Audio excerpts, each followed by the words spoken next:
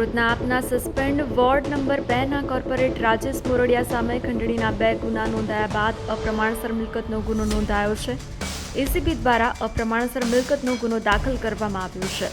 Corporate પાસે 68.50% અપ્રમાણસર મિલકત હોવાનું સામે આવ્યું છે. તો આ મિલકતની કિંમત 28,78,772 રૂપિયા હોવાનું સામે આવ્યું છે.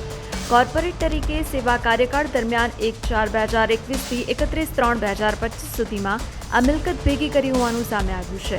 આ ઘટનાની વિગત એવી છે કે 2 વર્ષ પહેલા પાર્ટી વિરુદ્ધનું કામ કરવા બદલ પાર્ટીમાંથી રાજેશ મોરડિયાને સસ્પેન્ડ કરવામાં આવ્યા હતા.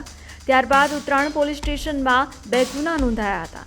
સ્ટેશનરીના વેપારી રોનક પટેલે કોર્પોરેટ રાજેશ મોરડિયા તેમજ પંકજ હિરાણી સામે ફરિયાદ નોંધાવી હતી. કોર્પોરેટ રાજેશ અને પંકજ વેપારીની ટેમ્પરરી સ્ટ્રક્ચર તોડાવી નાખવાની ધમકી આપીને 7 લાખ માંગ્યા હતા.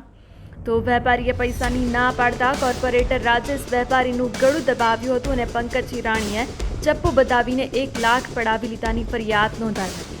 તો કોર્પોરેટર રાજેશ મોરડિયા સામે બીજી ફરિયાદ હિરેન ખેનીએ નોંધાવી છે, જેમાં ઓગસ્ટ 2023થી સપ્ટેમ્બર 2023 દરમિયાન કોર્પોરેટરે ફરિયાદીની જમીન સુધી તથા ડામરના રોડનું કામ અટકાવ્યું હતું. તો ત્યારબાદ કોર્પોરેટર રાજેશ મોરડિયાએ ફરિયાદી હિરેન ખેની પાસેથી 50,000 રૂપિયા પડાવ્યાનો ફરિયાદમાં ઉલ્લેખ કરાયો હતો. ત્યારબાદ આ કોર્પોરેટર સામે એસીબી દ્વારા તપાસ શરૂ કરવામાં આવી છે. જે આજરોજ સુરત મહાનગરપાલિકાના વોર્ડ 2ના કોર્પોરેટર રાજેશ રાઘવજીભાઈ મોરડિયાનાઓ વિરુદ્ધ અપ્રમાણસર મિલકતનો ગુનો રજીસ્ટર કરવામાં આવેલો છે.